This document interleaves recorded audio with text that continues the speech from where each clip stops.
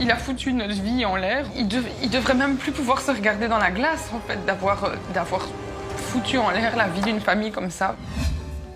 En 2012, Nadège et Anthony décident d'acheter un terrain à bâtir à Sambreville. Le propriétaire vend ses différents biens dans la région pour partir à la retraite dans le sud de la France. Mais alors que le couple envoie les plans de sa future maison à la commune, celle-ci l'informe d'un haut risque de pollution du sol suite aux activités de l'ancien propriétaire. Il nous était demandé de faire des études de sol et la commune simplement disait qu'il y avait eu des activités polluantes. Donc là, nous, on est tombés des nues, on a fait ce qu'on nous a demandé. Donc on a pris des sociétés pour venir faire des carottes sur le terrain. Lorsque le couple reçoit le rapport d'analyse, c'est le coup de massue. Les mesures obtenues ne laissent planer aucun doute. Le sol est hautement pollué, comme nous le confirmait cet expert. Ici, on voit clairement qu'il était noté forte odeur d'hydrocarbures. Cette odeur a été détectée lors du prélèvement. Et en effet, il y a une présence d'hydrocarbures. Vraisemblablement, c'est des chaînes lourdes et donc on est face à des hydrocarbures de roulage. Donc c'est du mazout. Vu l'état du sol, la commune refuse le permis de bâtir. Or, lancer des travaux de dépollution pourrait coûter des dizaines de milliers d'euros, une somme que le couple est incapable de payer. Il décide alors de se tourner vers la justice. Le 10 novembre 2016, on apprend qu'on a gagné le procès et il devait nous rembourser le prix du terrain plus les différents frais. Il faut savoir que ça chiffrait à plus de 86 000 euros de fonds. Et surtout, la juge a dit qu'il y avait vice caché, quoi. Le vendeur fera appel du jugement, mais la justice le condamne cette fois à verser 115 000 euros à Nadège et Anthony. Une somme que le couple craignait de ne jamais recevoir, car l'homme aurait organisé son insolvabilité. Joint par notre journaliste, il avait d'ailleurs coupé court à la conversation. Je n'ai rien à dire, c'est par téléphone, madame. Oui, d'accord, mais je veux dire, Allez, merci. Au revoir, madame. L'homme ne reprendra jamais contact avec nous. Selon un voisin, interviewé par notre équipe, il aurait tout fait pour masquer la pollution. Les cuves se trouvaient une à côté de l'autre. Chaque cuve compose à peu près de 10 000 litres de mazout. Tous les matins, après-midi et soir, on voyait défiler 1 ou 2 camions qui venaient recharger le mazout. Un beau matin, on a vu débarquer des personnes en commençant à découper les cuves au chalumeau. Ils les ont démontés en 8 jours, tout est parti, quoi. Mais alors, comment la commune de Sambreville pouvait-elle ignorer la pollution du sol, vu l'activité du vendeur? Nous avions posé la question à son directeur général.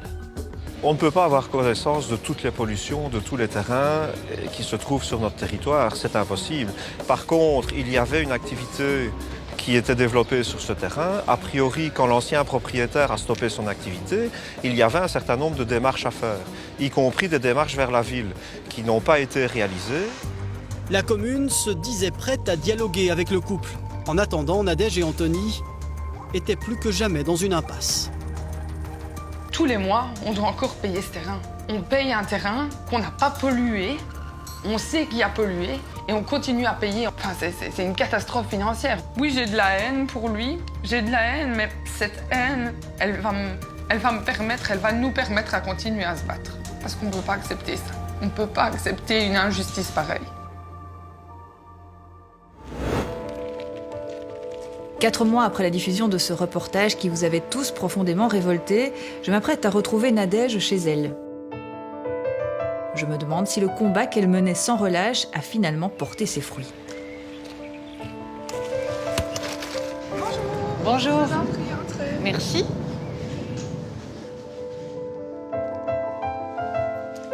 En tout cas, j'ai pas vraiment de chance en venant chez vous. Il fait franchement mauvais aujourd'hui. Donc merci de m'accueillir ici à l'intérieur.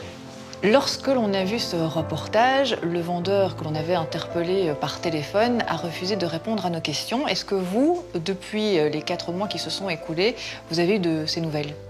Donc ce qu'il faut savoir, c'est qu'en décembre, le vendeur a légué tous ses biens à sa fille. Donc ils ont organisé leur insolvabilité pour que le vendeur ne puisse plus nous rendre nos 115 000 euros. Sa fille a essayé de prendre contact avec nous après le reportage. pour nous proposer 7 000 €. La somme est complètement dérisoire. Donc vous avez refusé cette proposition. Est-ce que vous avez encore la possibilité de les attaquer en justice? Oui, tout à fait. Ici, nous avons reçu une très bonne nouvelle de la part de notre assurance qui a décidé de nous aider pour prendre en charge les frais pour un nouveau procès au pénal. Donc on envisage de les attaquer tous les deux, donc sa fille et le vendeur, pour organisation d'insolvabilité. Je sens Nadège déterminée à continuer le combat. La jeune femme décide de m'emmener aux abords du terrain, là où son enfer a commencé, il y a 6 ans. Lors de notre reportage, vous essayez à ce moment-là d'avoir de l'aide à la fois de la commune et de la région. Est-ce qu'aujourd'hui ça a porté ses fruits?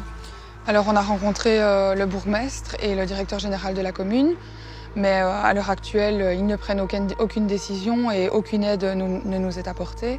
Au niveau de la région wallonne, c'est vraiment la grosse déception. On a introduit notre plainte qui a été reçue, mais là non plus, aucune solution n'est envisagée, aussi bien pour nous aider que contre l'ancien vendeur. Donc on est vraiment déçus. Aujourd'hui, vous demandez ce que va devenir ce terrain?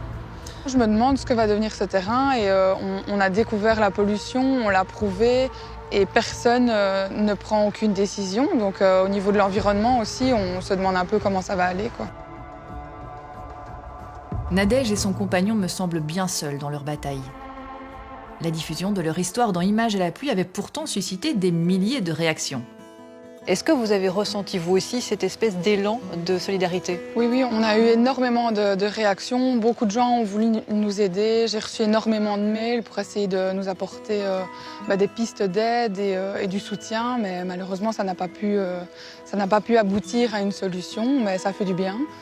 Et on a aussi créé une page Facebook. Parce que vous avez lancé une pétition sur Facebook. C'est ça. Sur cette page Facebook, on a lancé cette pétition, mais malheureusement, on n'a pas encore assez de signatures. Mais on est persuadé que ça pourrait vraiment nous aider à avancer plus loin. Donc ce serait bien que cet élan de solidarité continue. En tout cas, maintenant, le message est passé. Merci beaucoup d'avoir répondu à mes questions aujourd'hui. Et puis on espère évidemment que vous trouverez une solution rapidement. Merci beaucoup.